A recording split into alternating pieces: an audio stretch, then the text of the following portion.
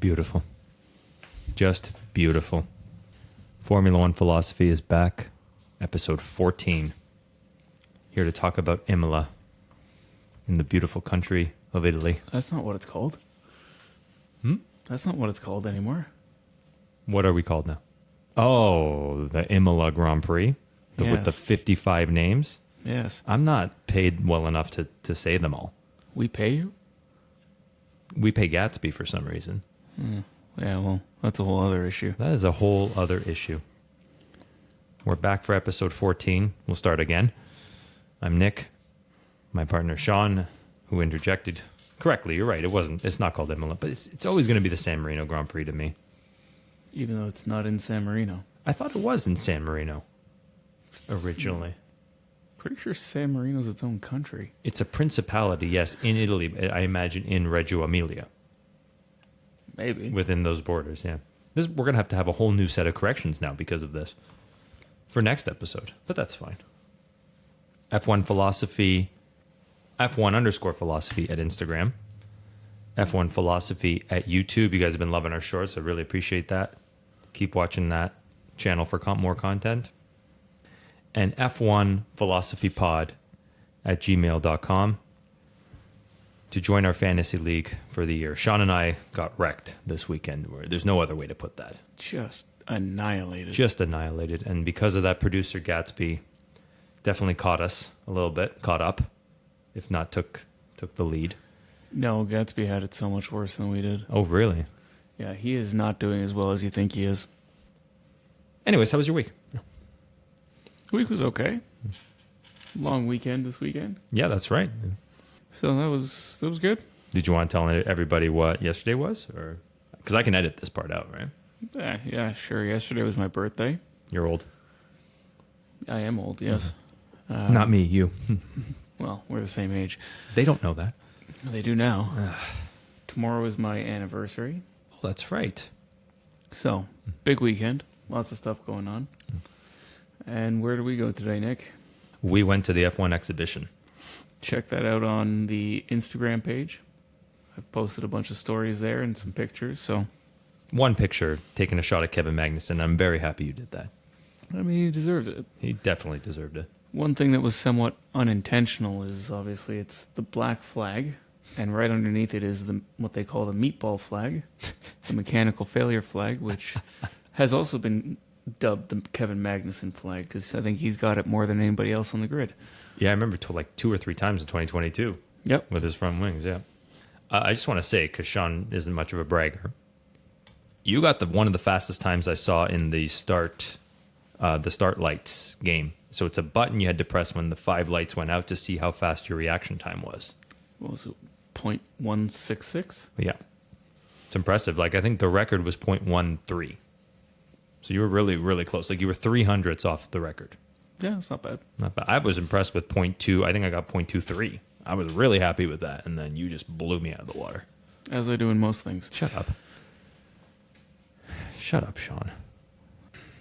My day went from amazing, we had a great day at the exhibition, to awful. I'll just tell you quick. It was my first race of the season in the go-kart league I'm in, Goodwood Kartways. Please sponsor this podcast. Please respond to my emails. Please don't make me stalk you in Goodwood. Anyway, first race of the season, wet track. Was very happy about that because I'm normally good in the wet. Did a decent qualifying where I was impeded. Feel I could have got pole if I wasn't. Someone had spun out on the line, so I had to go around it. I think I lost at least 2 seconds there. And I was 3 seconds off pole. But anyways, that's no excuse. Still started 4th. First lap, 3rd spins out. Or 2nd spins out. I take 3rd. Go to pass 2nd on the outside. And like Fernando Alonso, like Carlos Sainz, unlike Fernando Alonso, I didn't save it. Spun. Went a lap down from that spin. Got back out. Flying. Take that turn again. Second lap. Spin again. Finish 2 laps down. I'm embarrassed. I'm disgusting. I'm a monster. So you know what that sounds like? That sounds like Sergio Perez going off into the gravel completely on his own for no reason. For no reason. And it messed up my setup too, like it messed up Perez's setup, and he seemed to affect his qualifying. But before we get into the recap of the race, we have some corrections. Do. So first off, mine are just negligible, so I'll go by them quickly. Sta per povere is it's going to rain, or it's about to rain. That's what we were asking at the end of last podcast. Yes. Yeah. And yes, I looked it up. The FIA has very few English people, so Nick, shut up. It's a conspiracy theory that has no legs. There's a variety of people. I think I'm basing it off of like the Ecclestone years, which, like I said, he changed the rules to get the English market, the viewing market, back in. But it doesn't mean there's an English conspiracy. But kudos to Fernando Alonso for saying it's not me, it's everybody else. I kind of respect that. Anyway, Sean, what about your corrections? Yes, so this I think is a couple episodes old. We were talking about the new cars. You said you thought they were going to be lighter, and I Yes. said there's no way they're going to be heavier. I was wrong. By the regulations, they're going to get lighter. As long as they hit all the regulations. So the batteries are going to get larger, the motors are going to get larger, those will be heavier. I think it's an extra 40 kilograms. Which is a lot, right? Yeah, it's huge. But they're hoping to take out something like 80 kilograms throughout the entire car. The wheels are going to get narrower. They're going to reduce some of the body work and things like that. So they're aiming to get them lighter than they are currently. So what was this 4-year experiment of 18-inch wheels? Like just completely useless then? No, they'll still be 18-inch wheels. Oh, They're okay. going to be narrower. I see. Okay, and then I imagine the back wing is going to get a little bit smaller. Yes. Yeah, because that's a whale. That's a whale fin back there. But this is the F1 yo-yo. I haven't figured out exactly what the time scale is on it, but this is what they do. Things get really wide, specifically tires and wings, and then they go, oh, they're getting too fast, so let's slow them down. Let's make the tires narrower so there's less traction, and let's make the wings narrower so there's less downforce.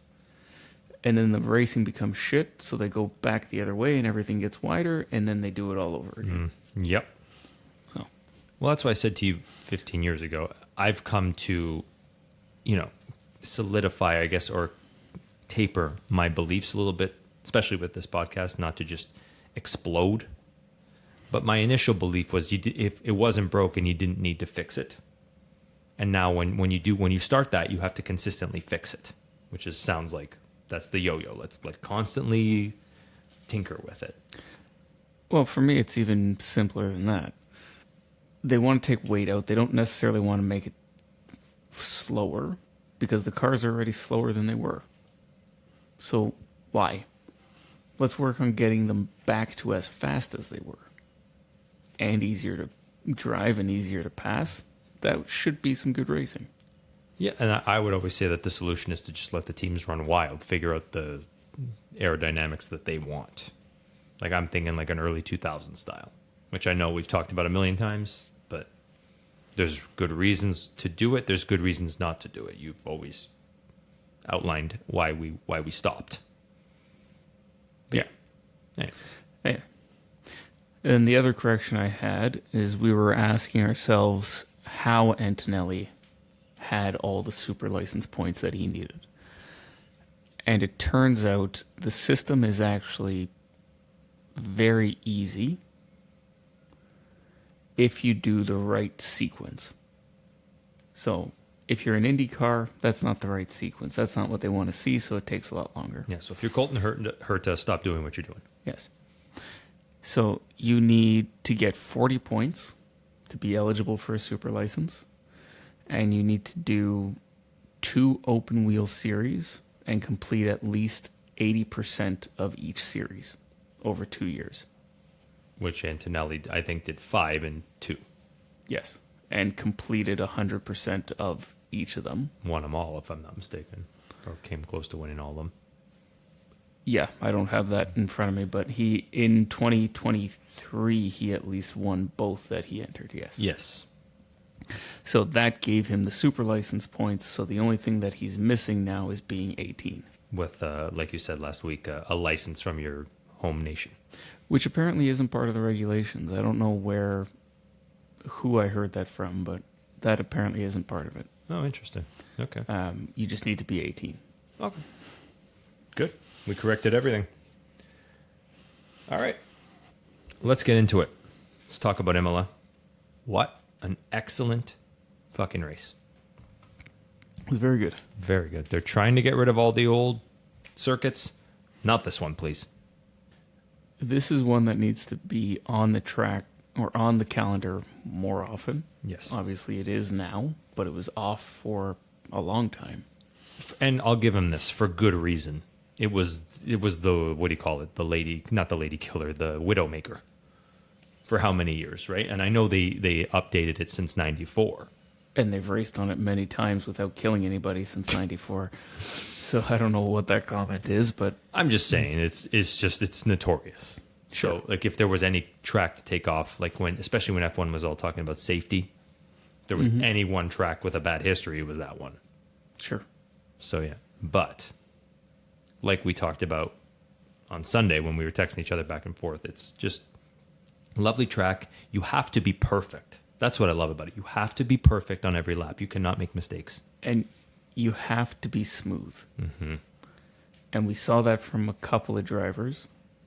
And we saw the complete opposite from drivers we thought were good. Mm-hmm. Just absolutely butchering those chicanes. You know, all four wheels in the air over top of curbs. Just insane things from drivers who should be in the top three. Yeah, but you also saw Leclerc, Norris, and Verstappen at times go airborne. I think I know which chicane you're talking about. Yeah. They all did it, I think. So, you know, it's 60. They all did it. It's absolutely a difficult track to master. Mm-hmm. Yeah. I was texting you on Sunday. I said, this is the first time since 2003, 2004 that I've been pacing back and forth the last 10 laps. Like, so excited to watch. Where did that come from Norris? Like, I wanted to get your take on that. Where do you think that came from Norris? Was it just good driving, or did he just pick the right time to do that? It's hard to say. I mean, obviously now he's got a car under him again that he feels confident in. This seems to be McLaren's MO now, where they start off a little behind and they work their way into what they want. And then in the race, we heard Lando complaining that he didn't have anything, he didn't have any pace, whatever. I don't think he was lying per se. I think he was just driving to a feeling that he thought would get him to where he needed to be. Right? Not necessarily trying to manage the tires too much, but concerned that if he pushed harder in the middle stint of the race, that he wouldn't have what he needed at the end.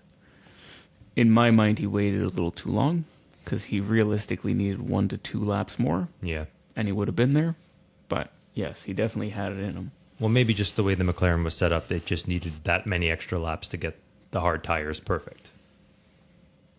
And it's interesting because I say that because it was the exact opposite in China, right? Like the McLarens were unbelievable on mediums. And then the second they put on the hards or softs, they were useless. It'd be interesting to see what compounds were in China and Imola. Because it's not one-off tires per race. There's 5 compounds, and the soft, medium, and hard change based on where they are. That's right. Actually, if I'm not mistaken, these were 1, 2, 3, C1, 2, 3. I remember hearing that. These were like the low end. Whereas China, I think, was 2, 3, 4 or something like that. So then, yeah, they would overlap. Mm-hmm. So actually, then that makes sense. Mm-hmm. Because the hard in Imola was the same as the medium in China. Yes, and because Imola's an old circuit, it's fairly worn in. It hasn't been resurfaced in a while, so it's actually not super abrasive. It's kind of, let's say, smoothed over time. Yeah. All right, let's get into our race prediction recap. So I have it here. So we'll do your top 5 first. All right, so so I almost said Norris win. Norris came close to winning. A lot of fun. But you said Sainz 1, Max 2, Norris 3, Leclerc 4, Yuki 5. Yeah, so I was just wrong. We can't always be perfect, but you got 3 of 5 correct. Actually, you got 4 of 5 correct. Just the order was a little off. Yeah, so that's not really correct. Yeah. So Max, Norris, Leclerc was 1, 2, 3. You said they were 2, 3, 4. Sure. And then Sainz was 5. Yeah, Yuki was bold. You saw him in practice. He was doing really good. And I'll give you this. It is his home track. It's where they sent him to finally like get in order. Like remember on Drive to Survive, they said like just stay in Italy and get your head right. Yeah. And it is their test track. Mm-hmm. But one thing you noticed with Yuki, and they showed a bit of this on the F1 TV coverage, he's very comfortable at that track, obviously, because of the fact that it's like 7 miles from their headquarters, and they do test there sometimes. He was probably the smoothest one around there. That's a good point. Every corner, he was steering in once. There was no corrections. He knew how to hit all the chicanes. He's probably the one person we didn't see airborne. Yeah, that's a good point. He knew his way around there. Mm-hmm. I think he started that out. No, actually, sorry, that was Maloney in F2, which we will get to. The outside overtake on the turn 1. Mm-hmm. Yeah, that was Maloney. But then Yuki did it, I think, first in the race, if I'm not mistaken. Yeah, it's something we've seen from Yuki in Japan as well, where he seems to be comfortable hanging around the outside and going for it. Mm-hmm. It's a tough move, especially like we said around a tough track. So I'll give Yuki that. But yeah, no, he didn't finish top 5, but it's okay. Neither of us were really good this week. I said Max 1, Piastri 2, Norris 3, Leclerc 4, Sainz 5. I got Max and Sainz right. So I'll take that. Piastri was a little bit of a letdown, eh? Where did he finish? He ended up coming 4th. Hey, he's better than Sainz.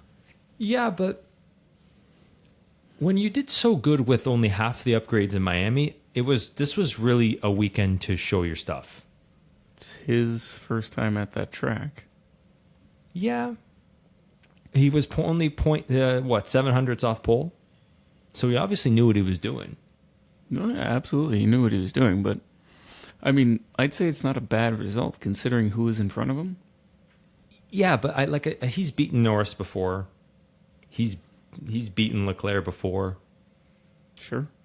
I think it's not that I expect a lot more of him. I just it's more the fact that he got stuck behind Sainz again for a long time. I think he got stuck behind even Hamilton for a little bit. Again, no, not Hamilton, but he got stuck behind Sainz for a while. Again, Sainz was struggling all weekend, it just seemed like. Or at least he's just not struggling. He just could not get past 5th the entire weekend for car 55. P5 Carlos Sainz, he's reverted to. He's got to change his number to 11. Mm-hmm.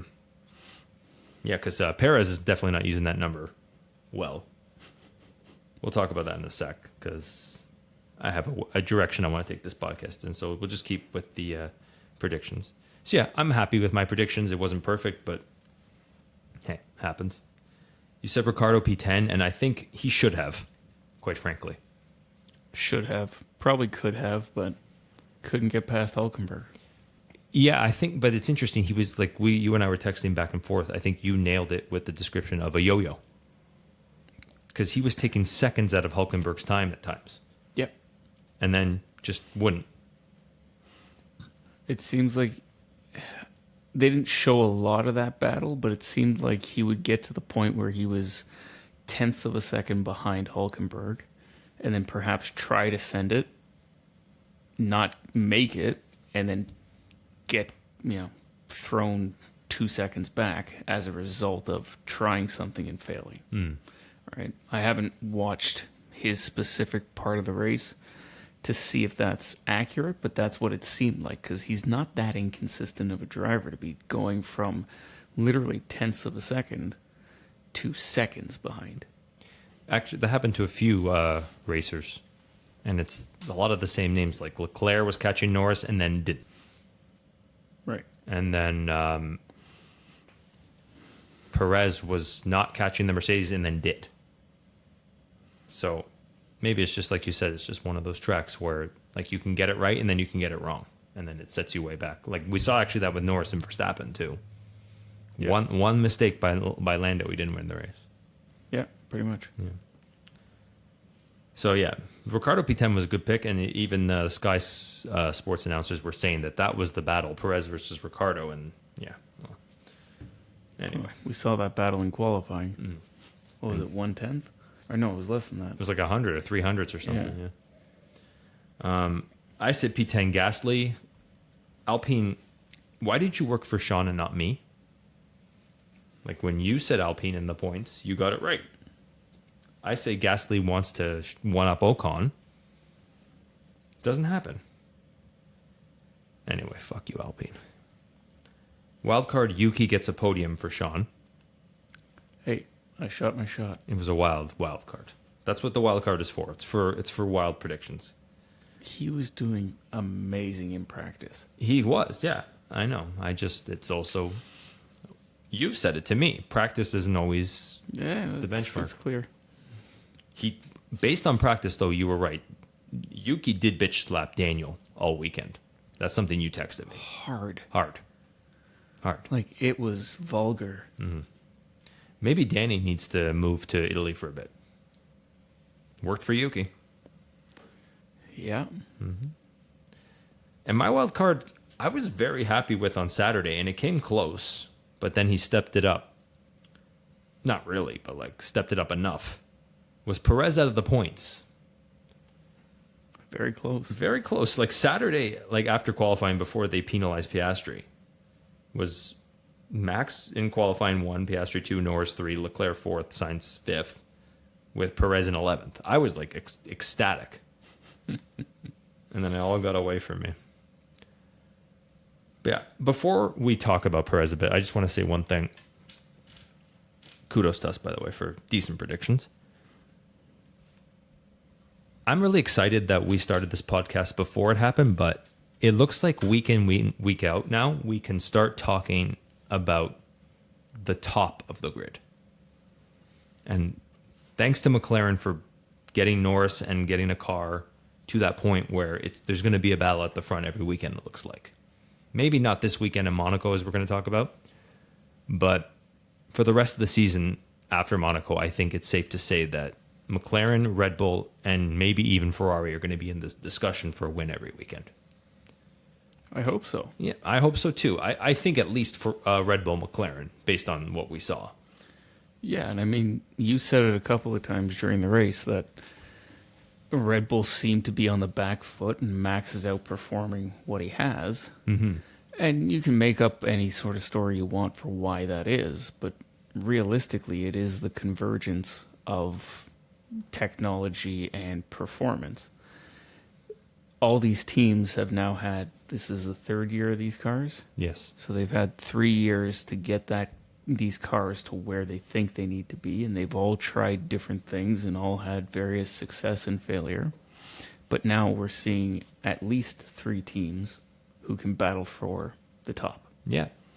And I think if I'm McLaren, I don't aim to win this year. But I do aim to rattle Red Bull, which is it seems like they're doing right now. Oh, absolutely. They are definitely, like, Max is bringing out all the stops to keep grabbing onto his crown, shall we say. He's not clinging to it, but you can see he does not want to let it go. And so if I'm McLaren, I just keep doing that and not worry about winning, because next year you can win if you've rattled them enough. Yes. Yeah. Sorry. No, that's it. Yeah. Yeah, actually, and a lot of people are even saying 2021 was the last time we saw 3 different winners in the first 6 or 7 races. I would even say 3 teams in the discussion, and we're about to talk about whether it actually is. But last time there was 3 teams in the discussion, and it goes to your point too. Third year of the regulations was 2012. I know technically the regulation started in 2009, so that would make 2011 the third year, but I think they all started on the level playing field in 2010. And then by 2012, we had one of the best title fights. Not ever, but one of the best title fights in F1 history. I would still say the 2000 title fight's my personal favorite. The 2008 title fight is really good, and then 2021 was really dramatic, but in terms of racing, it wasn't my favorite. Yeah, and then if you want to continue that thread, 2016 was the new regulations for engines. Obviously, where Mercedes came in and were overly dominant. But then we had, again, a very good title fight in 2021. So not 3 years, but we did come to a convergence. Well, the third year of that, 2018, Ferrari figured out their engine, if you remember correctly. They started off really strong. Yes. And then Vettel slipped out at Hockenheim and destroyed all of that. Yeah. In one race. Destroyed all the momentum. So yeah, so we're getting to a point like that. I think that's safe to say. But yeah, let's talk about potentially having 3 strong teams right now in McLaren, Ferrari, and Red Bull. No particular order. I just actually want to add one more thing too. We were talking about what I texted you. That makes sense because you and I have been talking for the first 13 episodes that this is Max's car, not Perez's car. So if the upgrades are not anything to do with Newey, which were these upgrades, did Newey have a hand in them at all, or maybe? Did they bring upgrades to the Red Bull? I think they did. Then he would have, because this would have been months in advance. Okay, so this is the last Newey upgrade then. They're going to need to probably have one more by at least Austria, I imagine, or sometime around there. Hungary. Austria's after the summer break this year? No, Spa is the last one, then Zandvoort is after the summer break. So you think Zandvoort will be the last upgrade? Zandvoort doesn't really make sense for an upgrade, but I don't know. It's hard to say. Point I'm trying to make is Red Bull they didn't have a giant leap forward this time. And Max still had a handle on the car, and Perez is now dropping back. Mm-hmm. Makes sense with what we've been talking about. Absolutely. This is Max's car. Now, we're going to talk about more in a sec. But, yeah, let's start from the back of this 3-team battle. Ferrari. And you and I were talking about it a bit today, and I'll let you elaborate too. But they initially estimated before Imola 4/10. A 4/10 upgrade. Yeah, an improvement in time by 4/10. Those gunshots in the background are not gunshots. They are fireworks. Oh. Very interesting. It is a long weekend, Nick. Long weekend. Yeah, it's Victoria Day. Sorry. I'm going to keep this in because I legitimately thought something was going wrong.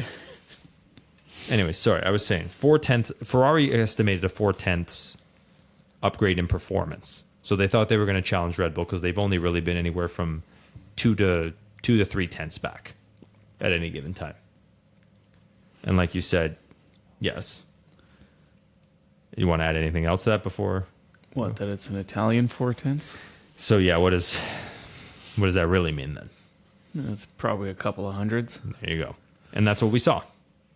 We saw exactly that. And it was a bit of a letdown. And they were crushing in practice, which will maybe make you think twice about ever putting Yuki in the top 5. No. No, okay. Yuki's going to win a race this year. Yuki is going to win a race this year. I'm gonna go for Hulkenberg in one race there this year on a podium. I'm going to predict that. You can lock that in right now. I'll decide which one. But yeah, so they definitely missed the mark is what I'm saying with Ferrari.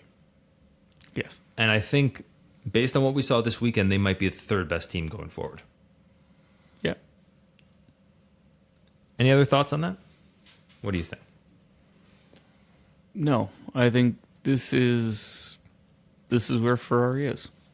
That's where they're comfortable because they can play, and pretend that they're a top tier team without actually having to be one. Without actually giving the performance. Yeah. And they just keep telling their supporters it's going to be next year. Yeah. It's going to be next year. And like you and I have said a million times before, with this driver lineup, no, it's not. Well, it's not this driver lineup. They have half of it next year. And they have a version in Hamilton, like we've talked about before, is now older. you astutely pointed out, has never driven a Ferrari engine. Mm-hmm. Which is going to be hard to get your hand around or head around. I don't know. It's either a recipe for success that you and I aren't seeing, or it's a recipe for disaster. Yes. Is there anything that you can see that can work in their favor? Like, I don't see it. The only thing I can see is that Hamilton shows up refreshed and invigorated, that he gets something new, and he becomes young Hamilton again. The guy who put it around the outside of Fernando Alonso, first race of his career, to win a race he wasn't supposed to win. But like I've said before, he hasn't been acting like young Hamilton in a long time. Well, he also hasn't been anywhere new in a long time. But his entire time at Mercedes, he was not young Hamilton. Or, okay, He didn't need to be. he had the best car. He's not going to have the best car in Ferrari. So you think that just reinvigorates, resparks young Hamilton? Good. Like I said, it's the only thing I could see that would make it better than it is today. I'm not saying it's going to happen. You asked a question. That's fair. You're right. That's the only thing I can think of that would make it worthwhile. Yeah, he's definitely going to be better than this year because he's checked out. He's checked out this year. He does not care. And yeah, he might see a small spike, but it's not going to be enough to win a championship in any way. So yeah. That being said, science has reverted. And Leclerc, I think, is happy here. So I just bring that up to say I think they're going to be the third best team. This is where we're going to see them almost every race. Maybe Leclerc gets a podium from this point forward, and Sainz will be in fifth every race. I just don't see a race where they're going to dominate. And it's disappointing considering they were supposed to be the dominant challenger to Red Bull. Or the main challenger. Yeah, I mean, I'm trying to figure it out, but who knows? They might have a chance in Singapore again. I told you before the season started, I think that Red Bull circled that race, especially Newey. He'll still be part of Red Bull. Yeah, but that car isn't as dominant as it was. Doesn't have to be. When it was that dominant, they didn't win. They just need to figure out how to win that circuit. Yeah, but I mean, you saying that kind of brings up the next point of, okay, they've put all their efforts into being able to win Singapore, and now they've made a worse race car for everything else. Which could be the case. It could be why it's not as good as it has been.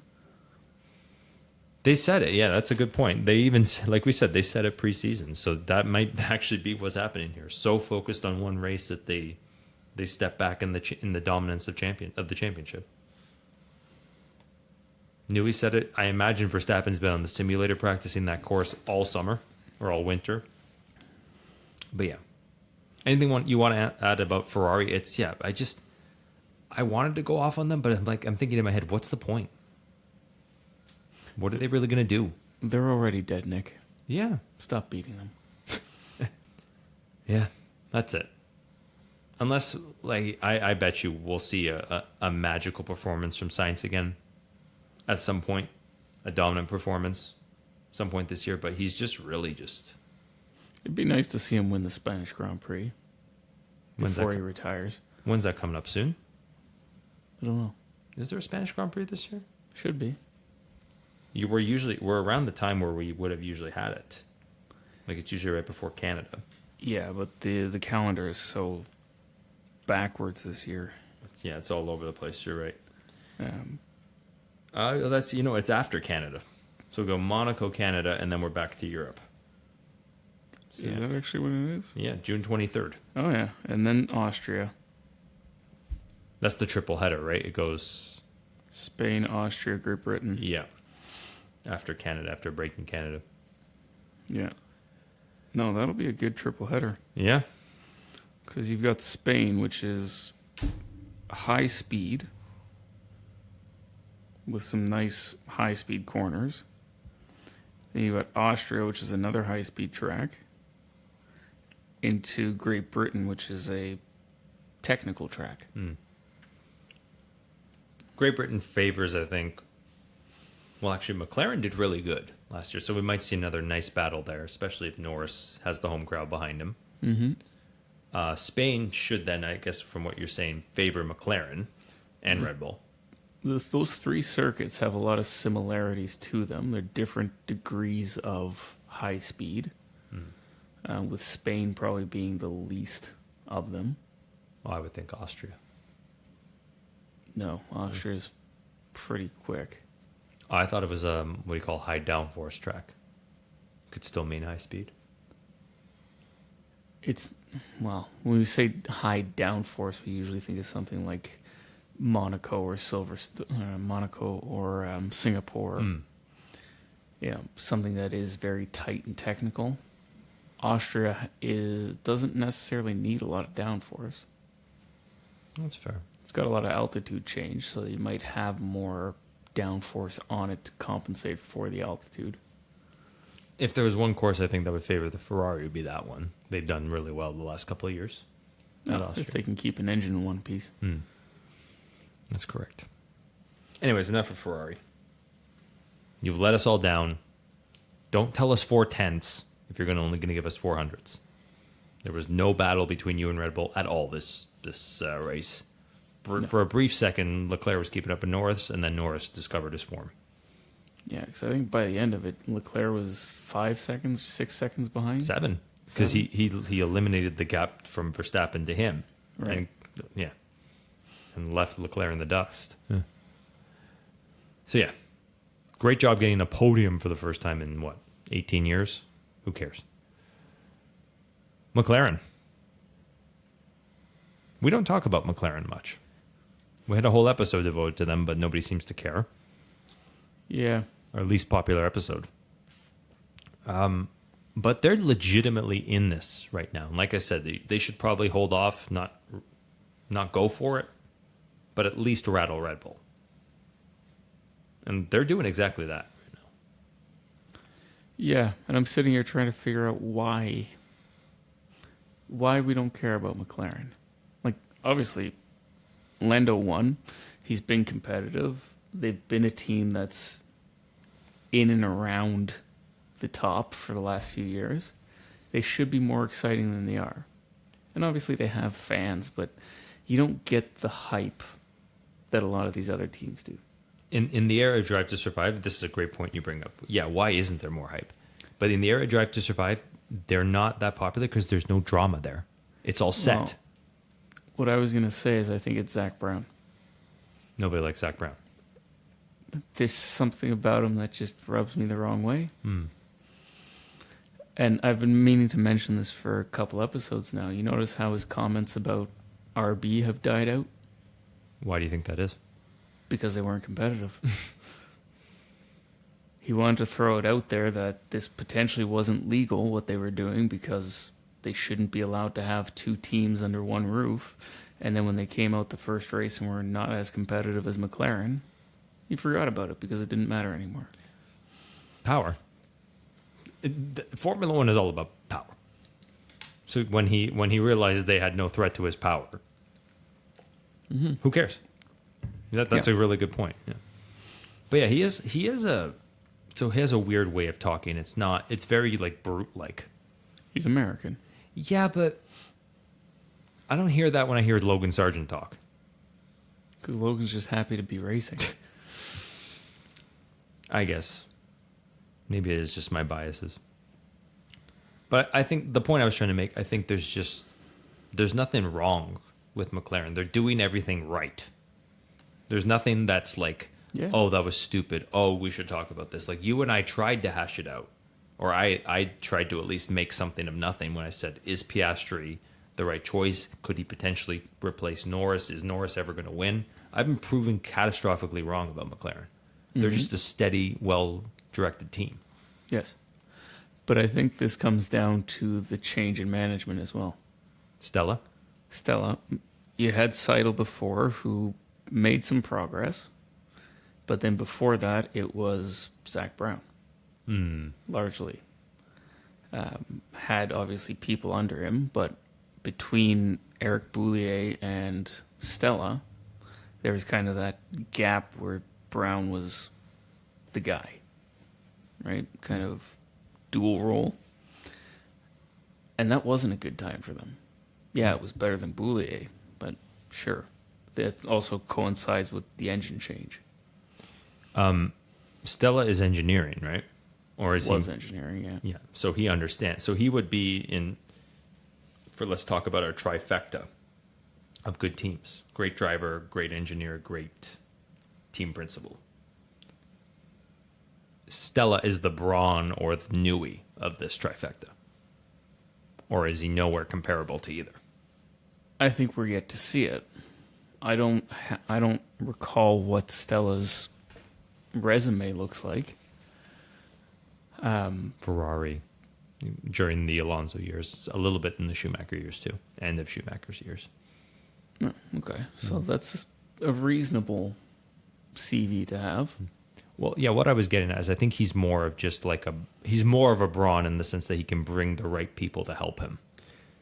Yeah, and that's what I was trying to see, because Braun was a very good engineer and then became a team principal and knew how to do that and was very successful with it. So it's a good comparison because it may end up that way. And then Brown is American John Todt. So whereas Todt sounded eloquent, whereas Todt could keep the FIA happy or at bay from whatever they were going to do, Brown is just a brute that nobody likes. The opposite of John Todt. Yeah, but in the sense that he's just the figurehead.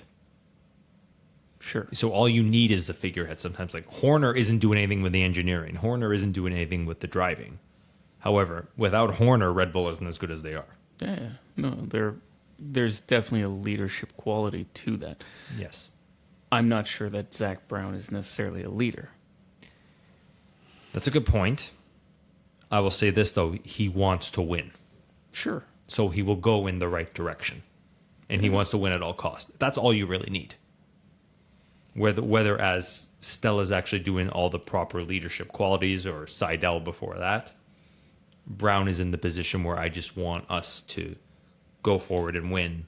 Let's do what it takes. Right. Yeah. Norris is not Schumacher, Verstappen, Vettel yet. Could get there. Especially the last two races, the way he's been driving, he's even impressed me. They might have that trifecta is all I'm getting at. Yeah, no, I agree with you. And you say he's been driving like that the last few races. I've been saying it for the last few years. This is who Lando is and can be. Hakkinen said that too. Hakkinen made the comment last year. I really didn't like that him and Verstappen were on the same level. I still disagree with that. I still think Norris still has to show more. Like he has to win more. And he will, by the looks of it. He will get there. Just he still has to do it. He can't rest on this. Oh, absolutely. So we'll see where Norris is, I think, at the end of the season. He's trending in the right direction. But he could still fuck it up too. Yeah. Where does that leave Piastri then? Yeah. As number 2. Does he want to be number 2? If you're at that level of racing and you want to be a number 2, you're in the wrong place. Right.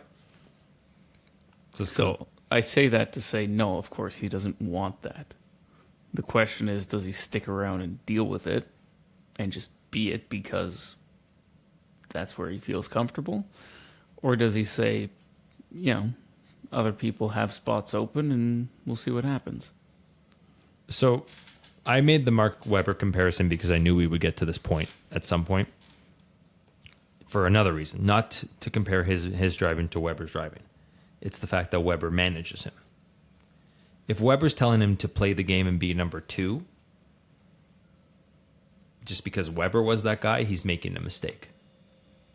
But if Webber's saying, okay, learn from this to one day move, like you're saying, or like actually Eddie Jordan said first, then they're doing the right thing with him. Yeah, and I think his contract is still valid for the next year or so. 26. 26. So, yeah. I think at this point he's just trying to make the name for him so that come 26 he'll be a hot commodity. Because I think 26 there's a number of contracts that are coming up in 26 as well. So a lot of these guys that are renewing will be done in 26. At the end of 26, yeah, it's Hulkenberg, Leclerc, Hamilton. No, not Leclerc. Hulkenberg, Hamilton for sure. Alonso, I believe. Alonso, yes. Leclerc's still 29. And then there's 12 drivers that a lot of which haven't signed. Not 12 anymore because Albon signed. I'm going to talk about that in my next Nick's news or Nick's therapy. Yeah. So depending on where a lot of these drivers sign now, I guess you're right. I guess 26 they'll just defer to 26. I don't really want to talk about it, but that's what the driver market looks like to me right now. Like what was supposed to be a juicy, exciting driver market is now just going to be deferred another 2 years by the looks of it. Not going to be any major changes. I don't know if that's true. I guess you're right. There's still 10 drivers that can change. Anything you want to add about McLaren before we move on? I'm tired of these cars. They're not attractive cars. The papaya color? It's a ridiculous name for it. It's just orange. It's just orange. The orange and black, as it is today, doesn't look good. It looked good when they brought it back for the Alonso. Yeah, I guess Alonso was there. They brought it back. It was papaya and blue. And then Carlos was there, and it was that same sort of whole papaya car. That was okay. Now, the papaya and raw carbon, it's not coming together for me. Yeah, that's a good point. It's inconsequential to the discussion we're having. I just have to get it out there because I don't like the way they look. They're probably, in my opinion, one of the least attractive cars out there. They're one of the teams that hasn't switched in a while. Their colors. So that's a good point because actually, aren't they running a red and white livery for Monaco?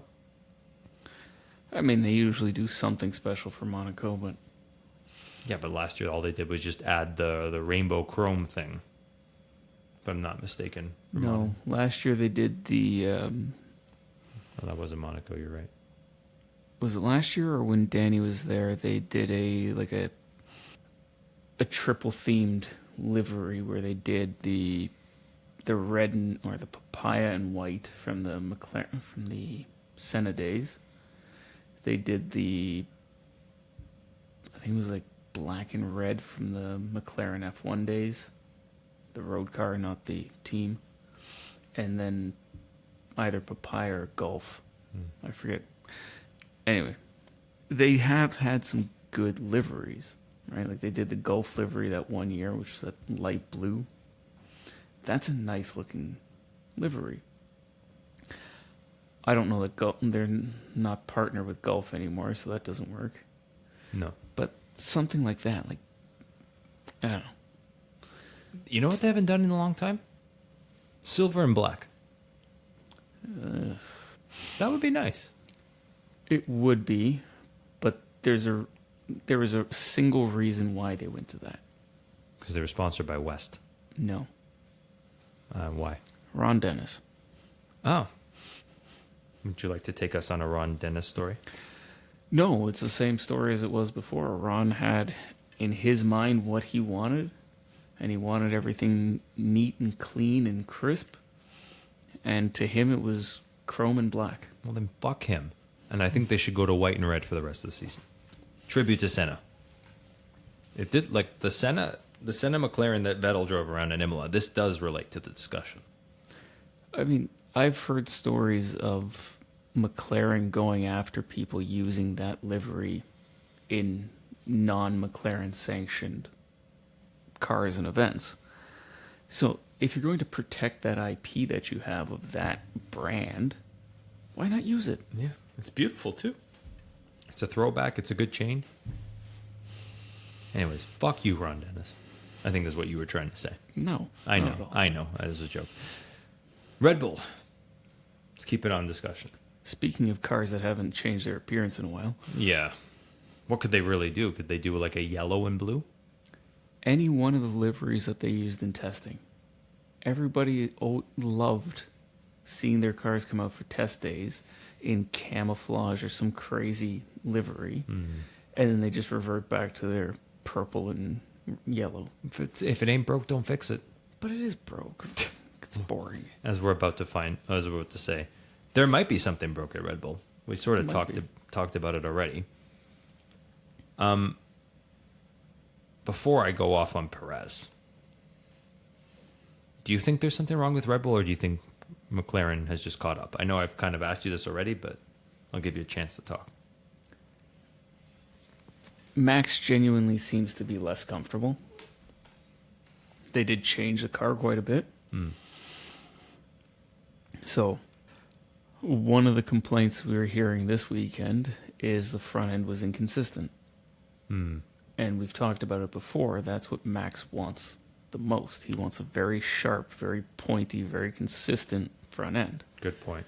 And if he's not getting it, yeah, he's not going to be comfortable. And that's also important for another driver that potentially might come in, too. If they do bring back Ricciardo, he'll just be put into another bad situation if they don't fix that front end.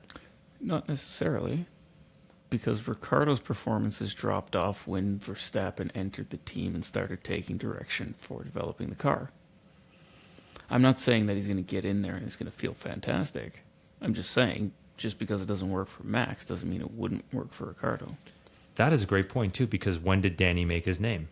When it was no longer comfortable for Vettel. Exactly. Well, good point. But Danny doesn't belong in that seat. Oh, I know. I'm just making a point, like, for anybody who thinks Ricciardo's coming back. I will say this, though. I said it to you earlier today, and I just want to say it now on the record. You and I all year have been saying that this is Sergio Perez's seat, and it makes more sense for Sergio Perez to be in that seat. Because you want a clear number two for a number one driver who's going to develop. Max is the developer. Max wants his car a certain way. Max wins when his car is a certain way. Things have changed since we brought that up. Newey's leaving, so it may be a little bit tougher for Max to find that car. I still think he will. There's no evidence to say he won't. But I want to say this to Perez. Your actions this weekend can never happen again if you want to keep that seat. Lando Norris came out behind you after the pit stops.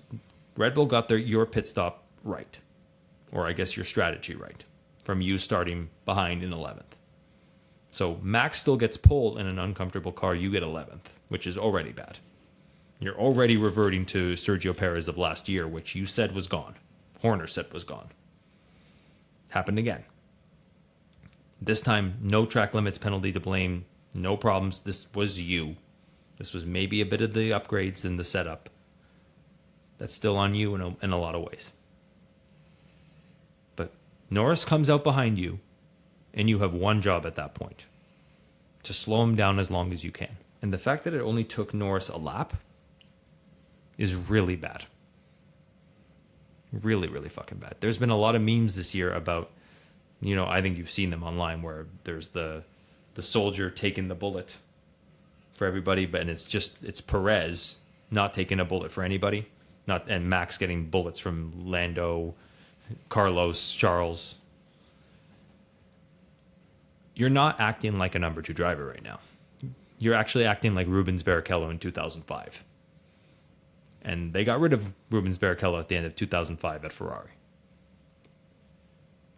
You have one job to slow the cars behind you, or that could potentially catch Max for the rest of the year. Because if you cannot do that, you do not belong in that seat in spite of everything I've said so far this year. One job. The fact that you're not doing that is really, really scary. You don't have to finish second every race. You don't even have to finish third every race. You can even come fifth as long as you slow them down. No one's expecting you to win the championship. No one's really expecting you to finish second. Maybe you could. But whatever you did at Imola is unacceptable. Time to move on, maybe. I don't know. We'll see. You have the rest of the season to prove me wrong. Sean, do you have anything to add? Yeah, I do. And I've seen Sergio getting a lot of flack online. You've given him some shtick. We are 6 races into the season. 7. 7. Sorry. 7. In those 7 races, he has been on the podium for 4 of them. Yeah. Australia, 5th, which you just said is okay. Yeah. I'm not saying the position is the problem here. I'm saying the fact that you could not hold off Norris. Miami, 4th. So this is his, not even his worst. Sorry. It is technically his worst. This is his worst finishing position in 8th. Mm-hmm. Shut the fuck up. Things have changed. Everybody. Shut the fuck up. Things have changed. The car's changed. There may be development's going to go backwards. He cannot do stuff like this. He is doing better than he was last year. He has more points? I don't have the points in front of me at the moment, but everybody's saying, oh, he's rediscovered his ability to fuck it up after Miami for the 2nd year in a row. Yeah, okay, he had a bad race. Just so happened to be after Miami. Shut the fuck up. He cannot not slow down the cars that are challenging him. He needed at least 2 or 3 laps to slow down Norris. He gave him 1. I'm just saying, that's the whole point of him. It's not finishing 2nd. It's not finishing 1st. He was clearly not having it this weekend at all. The fact that he qualified 11th, yeah, that's absolutely unforgivable. Clearly, he doesn't like that track. He's quoted as saying something along the lines of, Imola isn't built for F1 cars. Which, okay, you need to check yourself, Sergio, because that is a proper racing circuit. Mm-hmm. It is part of F1's history. We've raced there. It's never been an issue for anybody except for you, who can't seem to take a fucking chicane without climbing the curb. He finished 2nd there in 2022, the last time they raced there. Right. So I think he just had a bad weekend. He took it out at Imola. Yes. But my point is, he's doing his job, except for this one race. Okay. Well, you're right. I'm just saying this can't happen again. Right. And if it continues to happen and he continues to place 8th or out of the points or whatever it is, then yeah, he doesn't deserve it.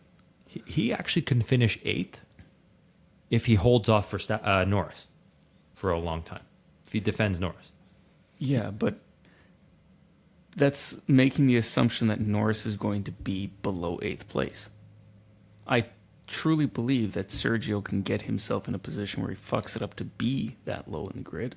I don't think Norris has the ability in him to get that low anymore. Right, but like it was that specific situation where you're on old tires. Norris just came out of the pits. Everybody's saying, oh, this is horrible for McLaren. And then it's not. You needed a few more laps to hold him off. I get what you're saying. Yeah, and it didn't happen, and he had a bad weekend. These things happen. Can't happen again like that. It can't. If it consistently happens that way, and from this point forward, Max is doing all the work to stay in the title fight, I don't know. Wouldn't see the point of him at that point because he's not helping Max. He's not helping himself. Agreed. But who's their option? That's a whole other discussion. We'll talk about that, I think, mid-season when we re-update our driver market predictions. Not many right now. Not many options. I don't know. Maybe Sainz, but yeah, maybe. I think Sainz is retiring. Very interesting. Not because he wants to, but because he's kind of fucked up his opportunities at the moment. You think he should have taken the Audi offer? I mean, being on the market as a free agent for as long as he has, the entire season so far, seeing other people sign around him, it's not looking great. I'm sure he will find somewhere. But if he doesn't get in there, I mean, That's only, to me, that sounds like hubris on his point. A lot can change in a lot of months. There's, like I said, there's 2 open spots at Alpine, 1 open spot at Williams, 2 open spots at Haas, technically. There's more. Still 1 open spot at Mercedes. Could technically one spot at Red Bull. There's a lot of options. He thinks he might be that driver. If he keeps driving like the way he's done the last couple of races, maybe not. But. Yeah, and that's my point, right? He thinks he might be that driver. The problem is, do the team principals with those open spots in the teams that he wants to be in have the same idea of what that driver costs? Yeah. Hulkenberg really was a turd in the punch bowl because it just signaled we want someone cheap and effective. I think to what you're saying. Like we don't want someone expensive and a prima donna that Carlos Sainz could potentially be. Could be. Anyways, we'll talk about it more later. Yeah.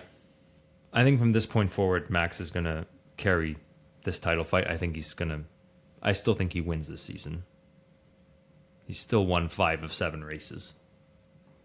And based on 2021, he had 11, Lewis had 9 wins, and he won the title with a lot of seconds, some DNFs. So I was doing the math in my head.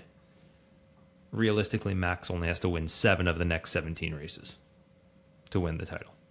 Yeah. If he wins 50% of the races he's won, I think easily he can win 7 of the next 17. No matter what happens at McLaren.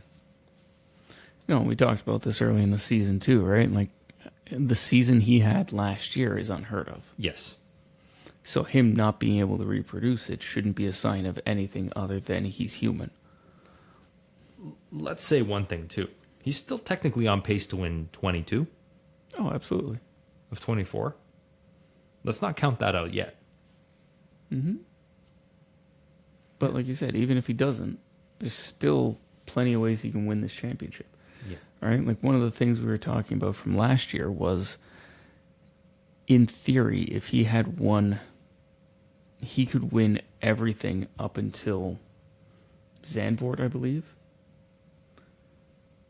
Take the rest of the season off after Zandvoort. Danny could have replaced him, and they could have had 3 Red Bull drivers, 1, 2, 3 in the championship. That was mathematically an option if he had just stopped racing after Zandvoort. Wow. Yeah, but I doubt that happens this year. Like something like that happens this year, like 22 or 24, or like he just wins until Zandvoort is what I'm saying. Oh, no, that's not going to happen. Okay. Anything else you want to add about Red Bull? I think there is something going on there. And I think it has to do with the whole Christian Horner nonsense and people no longer satisfied that the leadership is there. Not that Horner has necessarily changed, but obviously the company has changed, and that if we're seeing it play out on that level, it's probably played out on the lower side of it for a lot longer. So I think we're starting to see a few people jump ship. We're seeing them make signings and make a big deal of certain signings for people that none of us really knew who the hell they were. Do you mean the stealing Mercedes engineers? No. There's I forget what the guy's name is, but he's a French guy. He was on the broadcast a couple of times this weekend. But apparently he's been with Red Bull for years. But they made a big deal about re-signing him. And that he's happy there and he wants to continue on. And it's like, who the hell is he? I was just saying it's kind of like quasi-propaganda for Red Bull saying, yeah, everything's great here. What are you talking about? Exactly. Okay.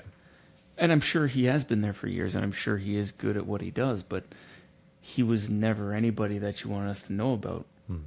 All we heard about was Jonathan Wheatley, Christian Horner, and Adrian Newey. Apparently Wheatley's about to leave too, right? There's some rumors going around, but yeah. Someone who was supposed to... You talked about it earlier in this podcast, like earlier in this season. could have and should have replaced Horner, and Horner should have taken a step back. Yeah. They needed to fire Horner before Newey walked away. Realistically, we said it a couple weeks ago. It's too late now. Mm-hmm. So that's a good point. Something may be wrong. Maybe rumblings there. So that's why I still say maybe focus on next year, everybody, to take them down a peg. Now, if that does happen, that might actually be one of the best things for F1. Because if Red Bull truly is the pinnacle, and Newey leaves and there's whatever turmoil behind the scenes and that's dragging the team down, as they fall from the top, we're just going to get really good title fights. Or McLaren might just run away with it. Maybe. The dominance that we've seen is statistically unlikely.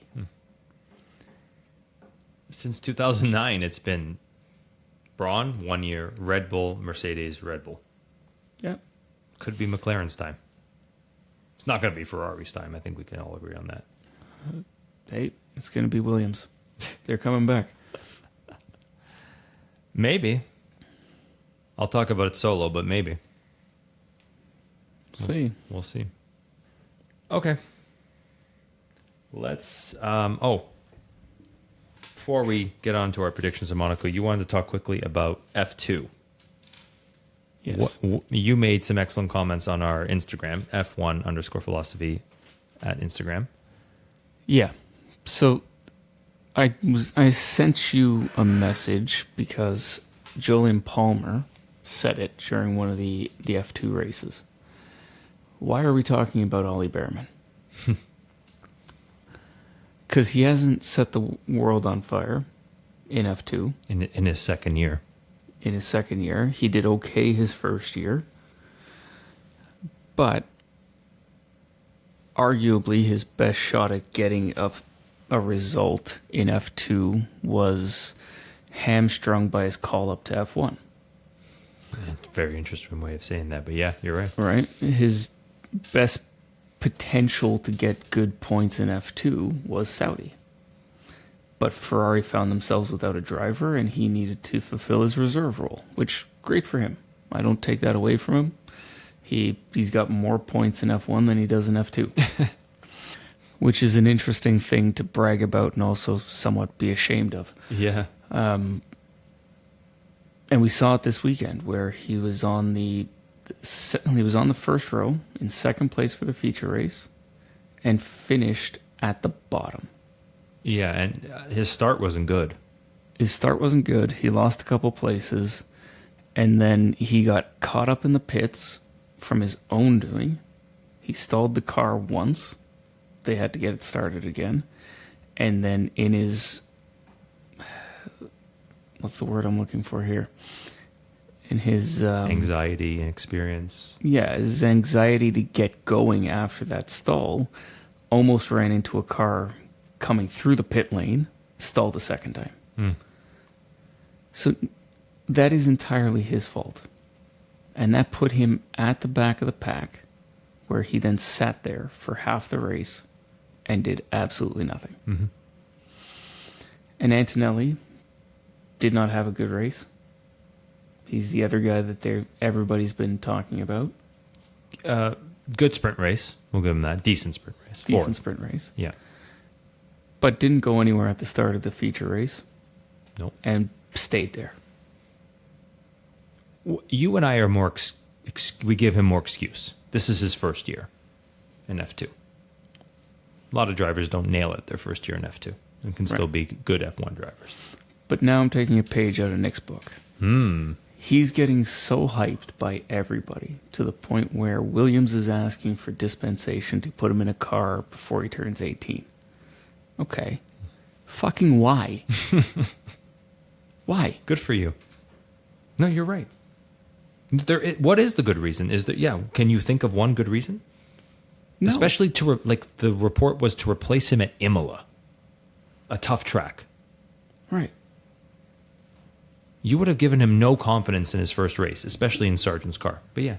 But this is the thing, right? Like, we're hyping these two Ferrari young drivers who, sure, prior to this season of F2, showed potentially some success. But now, we've got an F2 grid which has defined leaders at the top, right? It's being led currently by Zane Maloney, who we've talked about on here numerous times. We're huge fans of Zane Maloney. And, okay, he does not necessarily qualify well, but it's this interesting thing in F2 where you have the sprint race, the feature race every weekend, and the sprint race starts with reverse pole.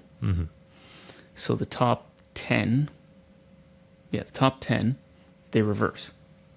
So pole for feature race is P10, and along the 10 places they go backwards.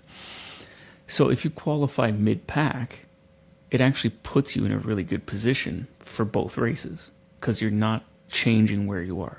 You're going to start in roughly the same spot. And if you know how to overtake, which Zane Maloney does, because that's how he's gotten his wins. He hasn't qualified on pole. You get really good points. Now, he kind of fell flat in the feature race. Wasn't able to overtake a car that should have been overtaken. And that screwed him this weekend. But besides that, he's done really well. Right? Like F2 now is led by Maloney. Then you have Aaron, Hadjar, Hauger, and Bortoletto. Top 5. Where's Antonelli? 6. Where's Bierman? 16th, probably. 20. 0 points. Withdrawn. 2 points. 4 points. 5 points. Or 6 points. 6 points, sorry. Yeah. He actually has now the same that he does in F1. 6 points over 8 races. That's not good. We already hashed it out. I actually hashed it out solo too. Like Antonelli, this might just be his first tough season in a new environment, right? Absolutely. And that's normal.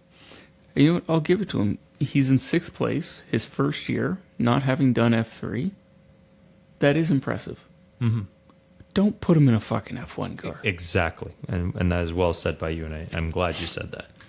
He's just not ready. Takes time. And if you're going to put him in an F1 car, at least give him a season and understand that it's going to be at a back marker to develop, like they did with Verstappen. If he's the same comparison. Yes. However, since we are fans of Zane Maloney in this podcast, you know who else was a very good overtaker and a bad qualifier in F3? Max Verstappen. Sure. So Maloney not qualifying well is not necessarily a disservice to him. It means he's a great racer. No, and it's not even that he's not qualifying well. He's qualifying in the top 10, which, in the way that F2 qualifies, is pretty good. Frankly, F1 can learn a thing or two about how to put on qualifying from F2. What does F2 do? It's essentially like a one-shot qualifying type deal, right? You have one window to qualify. Everybody goes out. And you still get this kind of strategy game of, do you go for your quick lap right away, or do you wait 5 laps, or whatever you want to play at? But you have one qualifying session. Everybody's on track at the same time, and it's 10, 15 minutes, whatever it is, and you have to be there at the right time to put the lap in. Because you look at qualifying in F1 now, and you go out right at the end, you put your quick time in, and unless something really screws up, you more or less know what the grid's going to be, right?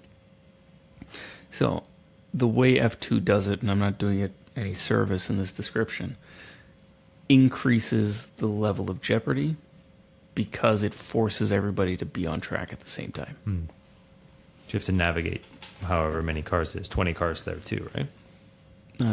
22, I think. Yeah, it's interesting. I'm a fan of the old F1 qualifying where it was basically a practice session for 30 minutes and then insanity for the last 30. I know. I'm a what do you call it? Dinosaur. A dinosaur. Sure. Yeah.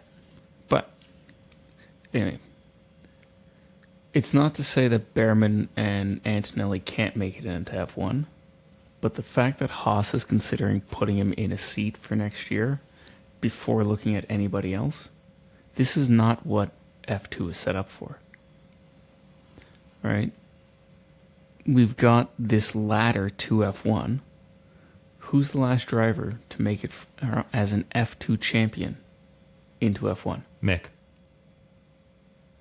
I'm pretty sure was the last one. And then Piastri, but then he took a year off. Right. Drogovic. Non-existent, yeah.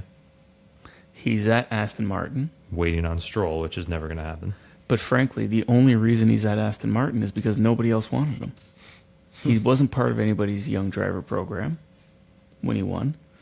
He hadn't shown any real promise, let's say, in his first 1 or 2 years, whatever it was. No, he lost. Sorry, go on.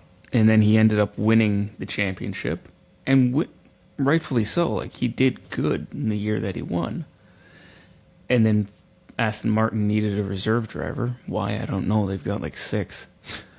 And they scooped him up because they realized, oh shit, nobody else has him, and he's now an F2 winner, so he should be good.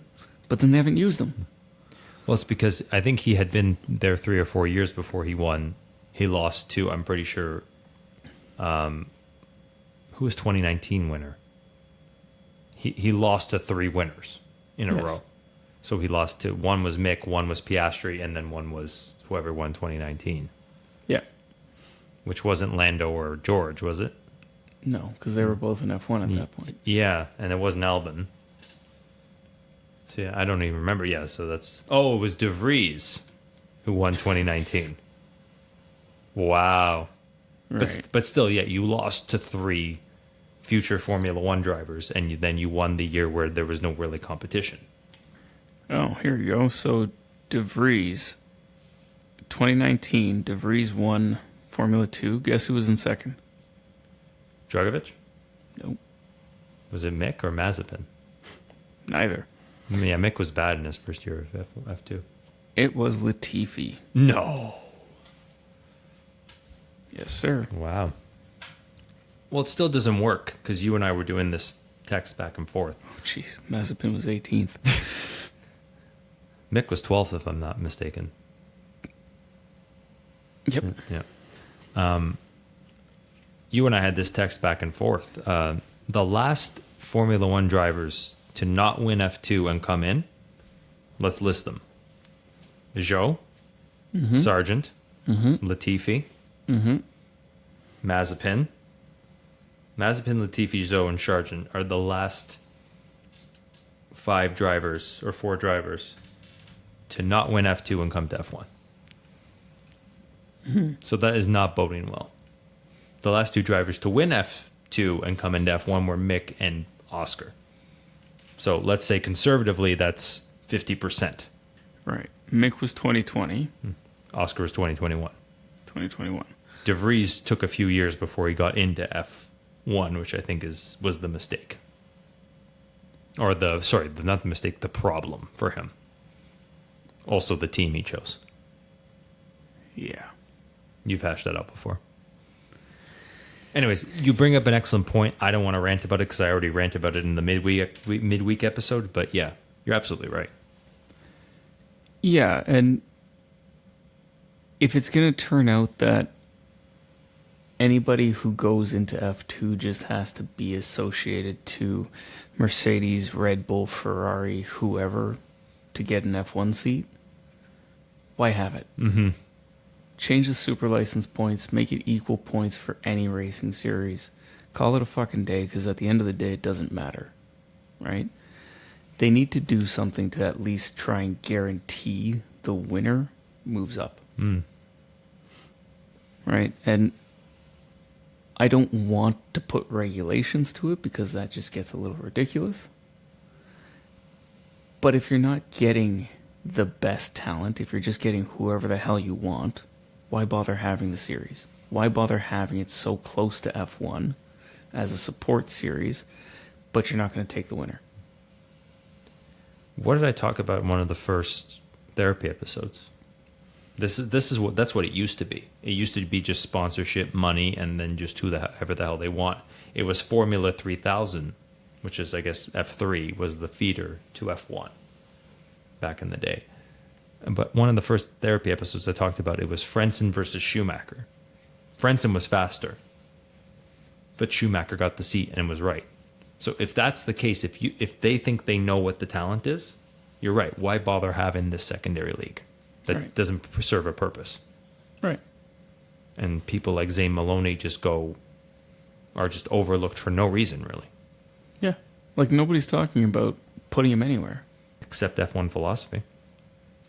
We're talking about it.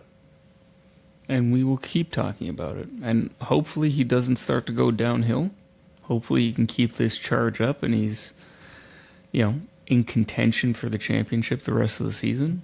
And then, frankly, I think if he's in the top 5, he deserves at least a shot somewhere. Well, what did we just talk about? Well, no, that's just it. If you look through, all these names that we were just talking about have all been within the top 5 in the last handful of years. Yeah. So if that's the metric, top 5 in F2, he deserves it. I see what you're saying. So you're looking at it from a market, like a pragmatic standpoint. Like if all you need is top 5 in F2, then yeah, he deserves a shot too. Yeah. Okay. Yeah. Every year, the FIA should say, okay, here are the 5 names that need to go to F1. Find 5 to kick out. Or like we talked about in another episode, F1B, where there's relegation. Sure. Yeah. Or, here's one. Any driver who gets 0 points doesn't get a fucking seat. And then you have to promote from F2. I'm completely okay with that. George Russell wouldn't have a seat, by the way. Which is great. Yep. What did I say in the midweek episode? Well, let's start taking Russell down. You want to do it? I didn't listen to that episode, so... Okay. Probably for the best. There was a lot of me swearing. A lot of me relating Nico Hulkenberg to the news. I'm sorry. It's best that you didn't listen. Okay. I just wanted to talk about, because this was Sean's point of the week. My point of the week is Aston Martin. I think is done. I just want to make one point before we move on to our predictions. Because I think they can still have a decent Monaco because they had a decent Monaco last year. But if they don't, they might lose 5th to RB the way things are going. They will. I'm calling it. They will. I hope so. And they will not have a good Monaco because the car that they had last year is not the car they have now. And that's my next point, is that shame on you, Fernando Alonso, for last year saying, if Vettel was in the car that you were in, he wouldn't have done the things you did. We now know that that's not the case because you can't develop a car for shit like we've talked about a million times on this podcast. And he left you a great car and you took it backwards again. You said it perfectly today, Sean. Destroyed Ferrari, destroyed McLaren. Just didn't really destroy Alpine.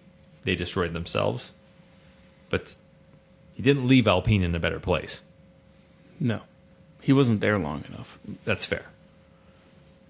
But still, everywhere you go, you just leave a trail of tears and death and destruction. Yes. And he will continue to do so for the next 40 years. 40 years, he's going to be in F1. That one prediction that people make, I completely agree with. He will never leave. Yeah. And he will be beloved the entire time. Yes. With nothing to show for it. Yeah.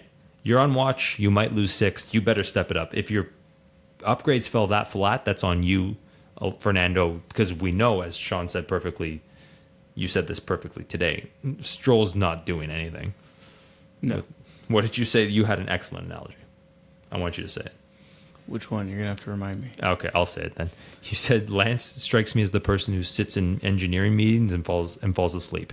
Oh, yeah. Which is perfect. That's just it. I don't think he has anything to do with that car or that team other than, there it is, go drive it. Not even fast, just drive it. Just drive it. And you may hit Daniel Ricciardo in the back sometimes too and then blame him afterwards. I saw a good meme this weekend was Lance finally drove the Aston Martin fast in the pit lane and got fined for it. Yep. Fernando struggled at a tough circuit. But uncharacteristically, like for someone who has the reputation that he has, and you and I give him a lot of shit, but he does have incredible car control. We saw that in China. Yeah, you're right. He made a lot of big mistakes this weekend. Mm-hmm. And could never from recover. A circuit that he's familiar with. Yes. But when did he win it? I think he only won it 2005. Sure. Which was the year the regulations originally changed. But go back to another previous conversation. These cars have gotten easier to drive. So he would have been there driving it in hardware that is extremely difficult to drive and not had these problems. You just checkmated me. Right in front of me. Fuck off. Okay. Let's give our predictions for Monaco and then wrap it up. We went a little long today, but you know what? It's good talk on no matter what. So, Monaco, pretty straightforward. It's all about Saturday. Who's going to qualify well? Based on that, even if the car is bad, Max will still win P1, in my opinion. So, let's start there. I'm going to say Max for number 1. Okay. Let's run through yours because I have to think about it. We're on Monday night, a full week ahead of qualifying, so... They're way too early predictions, and you know what? I won't post them to Instagram. I'll post our official on Instagram. But these are just our way too early, let's chop it out. So, okay, I'll say Max. And based on the way things are going, I'm going to have to say Lando number 2. Okay. I wanted to say Charles number 2 because he really wants to win Monaco.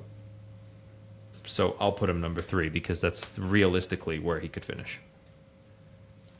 Sergio, based on everything I said today, mean about him, I'm going to put him in my top 5.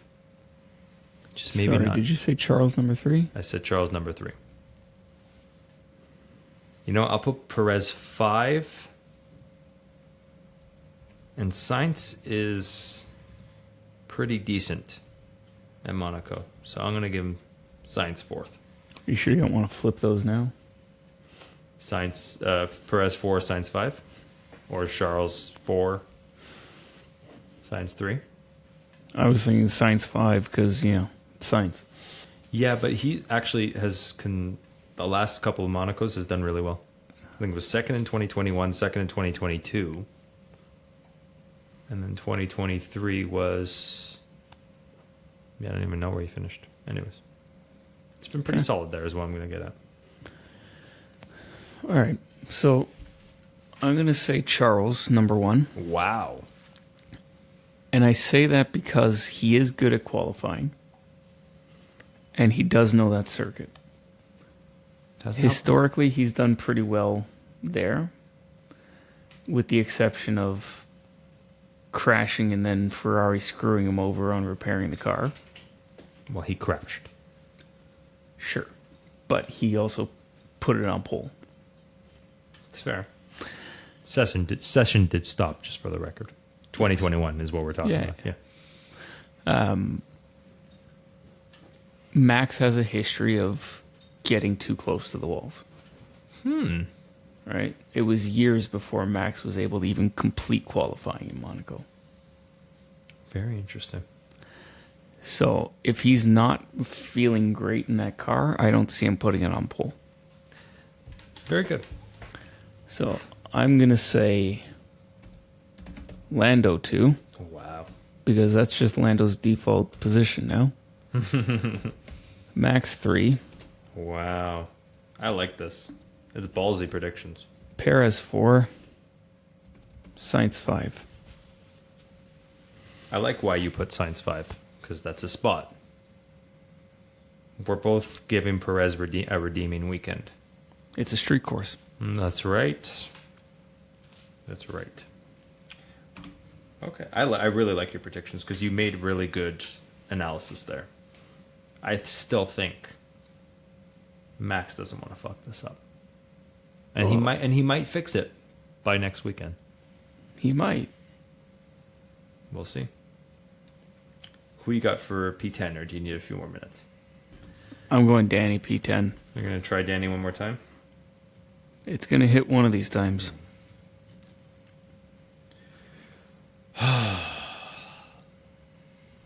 I'm going to put Yuki P10. And I'm going to finally put Yuki in my top 10 instead of 11th. Because, and here's my outlier predictions. I'll try it one more time. Both Alpines in the points. Both. Both Alpines in the points. They were good here last year. Springtime might rain. Gasly got third. Ocon, I think, got what? No, Ocon got third. Gasly got like sixth. Something like that. Yeah. I could see an 8th, 9th. Both Alpines in the points. Mm-hmm. All right. Okay. You ready for this? Go for it. I am energized about this now. Before the end of the year, this is going to happen. Yuki fights for a podium. Yuki fights for the podium. Okay. Is he good at street courses? Doesn't matter. This is not the Yuki of old. Why not save that for Spain? Or, sorry, Canada would be a perfect prediction for that.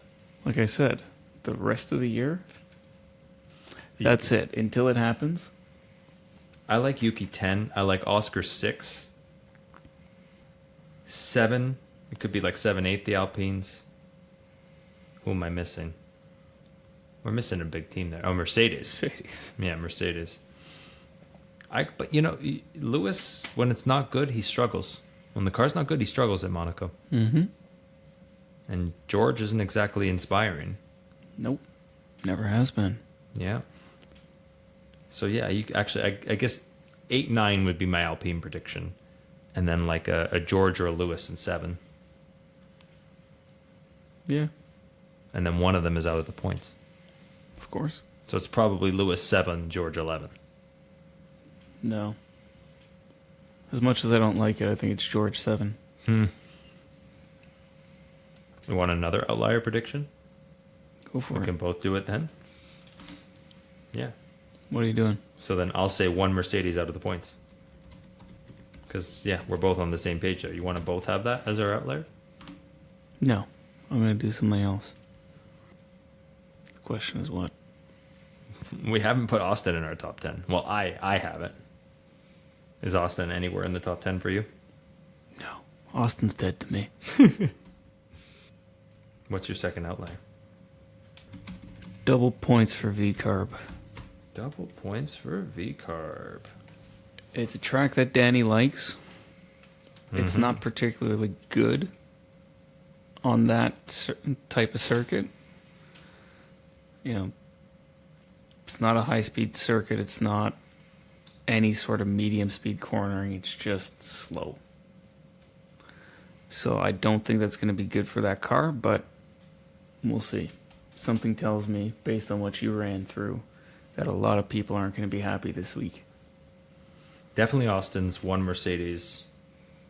Is Sauber going to do anything? Williams has never done anything here in a long time.